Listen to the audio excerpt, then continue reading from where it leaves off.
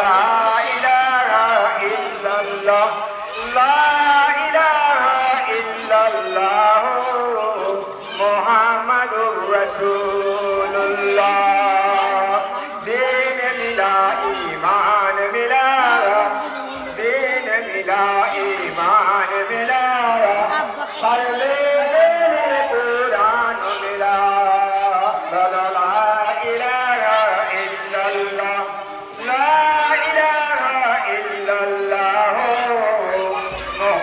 মুহাম্মাদুর রাসূলুল্লাহ।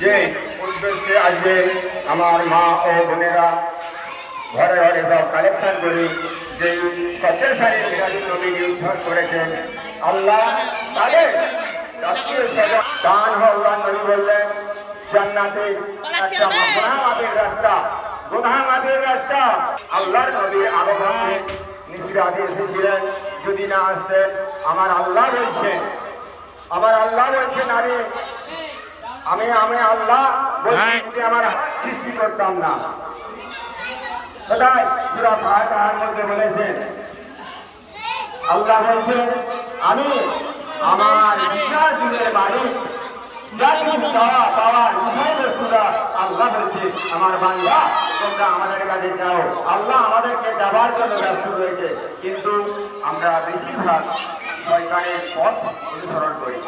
দেখেন শয়তানের পথ হয়তো বলবেন আবার শয়তানের পথ কি রে বাবা লাহে বিলাহের খেল তামাশা বিবি ছেলে পুলে সংসার নিয়ে রয়েছে আল্লাহ পাক যে আমাদেরকে বিবি আরমান করিয়েছেন তার ওসিলায় আল্লাহ তার হাবিবের ওসিলায় তার নূরের 18,000 মেহলুকাত নূরের ওসিলায় বানিয়েছেন। তো তাই যদি আমরা আমাদেরকে দুনিয়ায় না বাড়াতেন আমরা মুসলমানের ঘরে জন্ম নিয়েছি কলমা পড়লে আল্লাহর ঘরে জন্ম নিয়েছি এটা আমাদের সৌভাগ্য আখেরি জামানার নবী উম্মত হতে পেরেছি।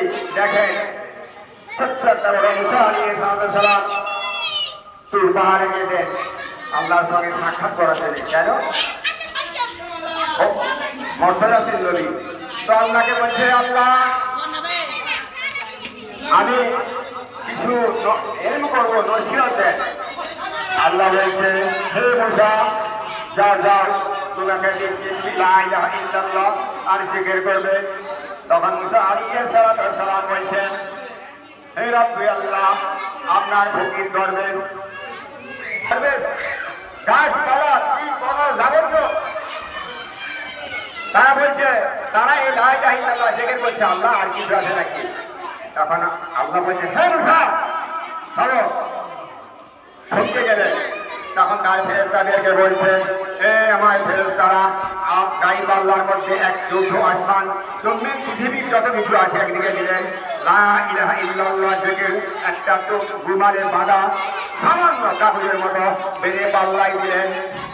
তখন উড়ে গেলেন সেই কাগজটা যে রুমালে বাঁধা আছে আল্লাহ পাকের সামনে পরীক্ষা হচ্ছে বলছে দেখো যখন সেই পাল্লাটা উঠে গেলে জমিনটা উঠে গেল পাল্লাটা ভারী হয়ে গেল লা ইলাহা ইল্লাল্লাহ থেকে।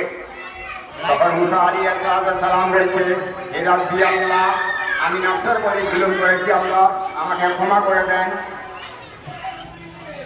দেখেন আর সেই নবী উম্মত আবার ঈসা আলাইহিস সালাম এই নবী আখিরি জামাত উম্মতের দাবি করেছেন আল্লাহ বলে অনেক ঘটনা এখানে আজান হয়ে যাবে।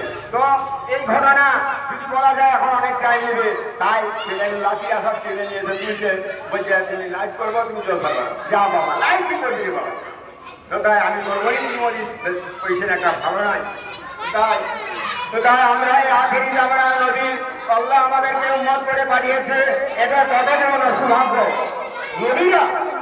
নবীরা আল্লাহর কাছে ফরিয়াদ করে আল্লাহ আপনার আখেরি জামানার নবী যদি উম্মত না হয়ে আসতাম আল্লাহ আপনি যদি নবী না হয়ে আসতাম যদি আমাদেরকে আখেরি জামানার নবীর উম্মত করে পাঠাতেন কতই না সৌভাগ্য হতো।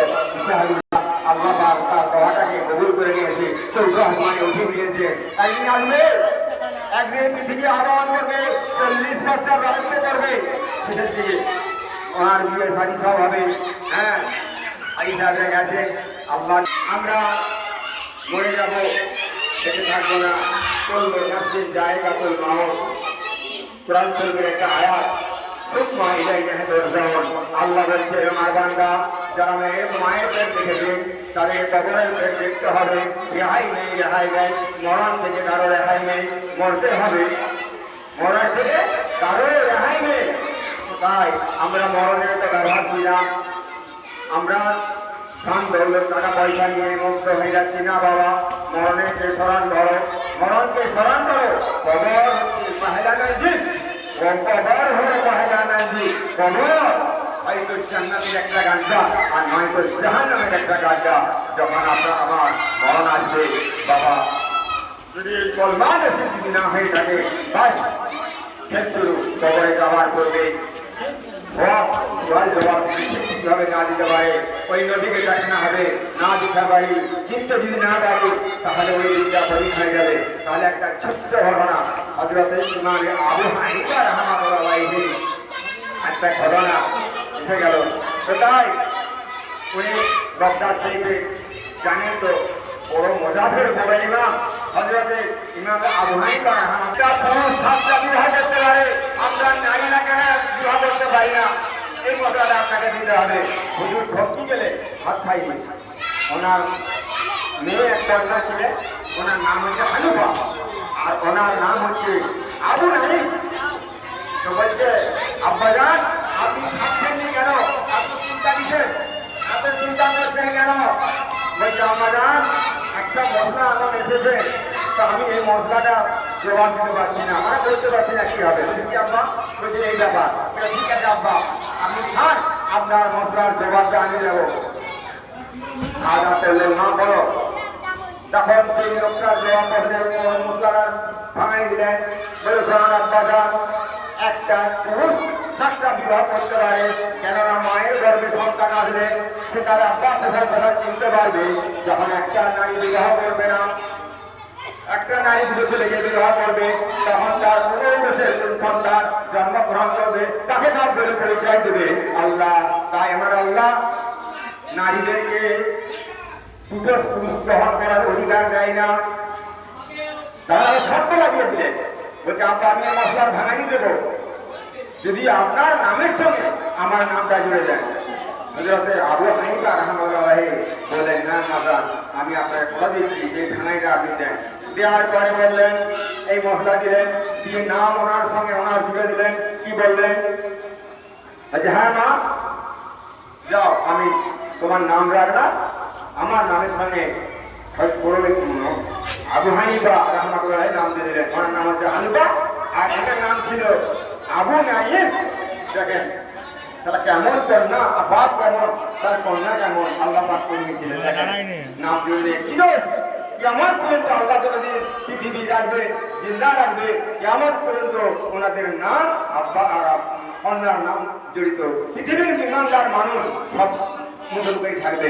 তো তাই আর একটা হযরত আবু হানিফা রাহমাতুল্লাহ আলাইহি প্রশ্ন, একটা ইহুদি বুড়ি আসছে, আর হযরত আবু হানিফা রাহমাতুল্লাহ আলাইহি আসছে, তার হাতে একটা ছাগল আছে। বলছে, ও মেরে মুজাফির বড় ইমাম, দাঁড়াও, তোমাকে আমি একটা প্রশ্ন করবো, ওই প্রশ্নের জবাব দিতে হবে।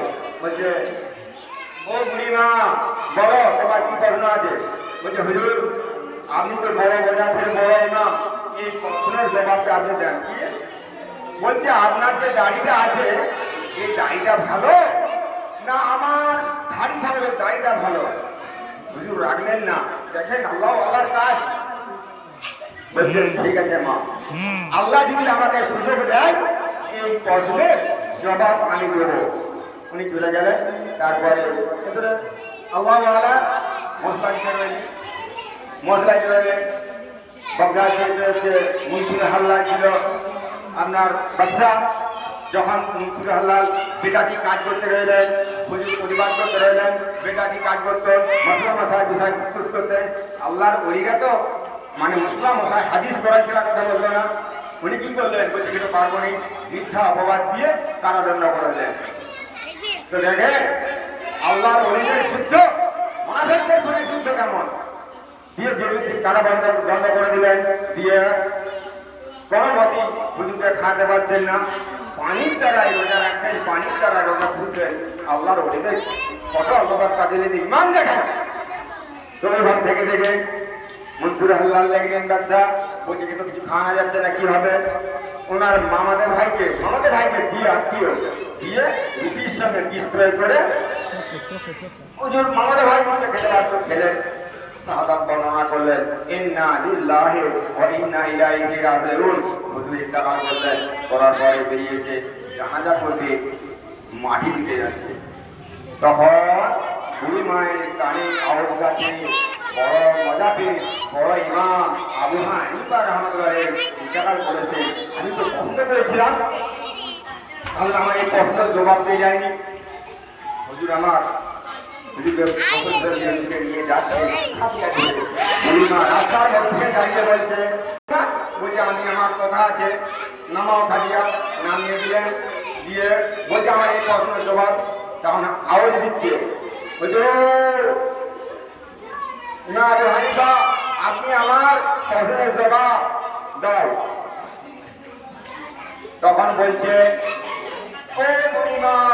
খাটের থেকে আওয়াজ হচ্ছে, দেখো আল্লাহ রইলা মরে চিন্তা, আর একটা মানুষ আছে মরে গেল তো ঘুরেই গেল, খবরদার ইমান থাকবে না।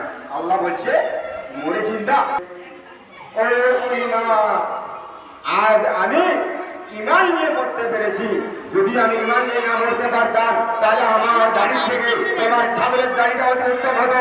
আজ আল্লাহ মরণের সময় আমার কল্যাণ নসিব হয়েছে, আমি ইমান নিয়ে মরতে পেরেছি, আমার দাড়ি তোমার ছাগলের থেকে শত শত গুণে অতি উত্তম ভালো। দেখেন আল্লাহর ওলিরা মরে চিন্তা, তার প্রমাণ ফালতু কথা নাকি? না, ফালতু কথা নয়। আল্লাহর ওলিরা মরে চিন্তা, তারা হলো বেশক আল্লাহর ওলি, তাদের জন্য আল্লাহ পাক। তাহলে আমরা ইসলাম কাদের জন্য? ইমানদারদের জন্য। আর আল্লাহ পাক কোন বলছে আল্লাহ ধর্মে ওয়ালা থাকা পর্যন্ত আমি কিয়ামত দেব না। তার মানে কি বুঝে নাও, আল্লাহ পাক দিন রাত করছে আল্লাহ ওয়ালাদের জন্য, তবে মুনাফিক জৈন খ্রিস্টান অন্য কোন শ্রেণীর মানুষের জন্য নয়। আল্লাহ পাক জান্নাতটা সৃষ্টি করতে কাদের জন্য? ইমানদারদের জন্য। আল্লাহ কোন বলছে আমি আমার আল্লাহ ওয়ালা যারা সালেহীন বান্দা তাদের জন্য আমি জান্নাত তৈরি করেছি। তাহলে ভাই আমরা দুনিয়ায় যে হায়াতে আল্লাহ পাক রেখেছে, সূরা মুলকের মধ্যে আল্লাহ পাক ঘোষণা দিয়েছে, তাই আমরা দুনিয়াতে আগমন করিয়েছে কিসের জন্য? আল্লাহ পাকের একটা উদ্দেশ্য আছে। 27 পারার মধ্যে বলছে ওমা খালাকতুল ইনসানা ইল্লা লিয়াবুদু। আল্লাহ পাক পরিষ্কার ঘোষণা দিয়েছেন, আমার বান্দারা শোনো, আমি তোমাদেরকে অযথা সৃষ্টি করি না, আমি কেবলমাত্র জিন আর ইনসানকে সৃষ্টি করেছি কেবলমাত্র আমার ইবাদত বান্দেগি করার জন্য। তাহলে আল্লাহ পাক আমাদের এই পৃথিবী পাঠানোর আগেই তো আয়াত নাযিল করেছে।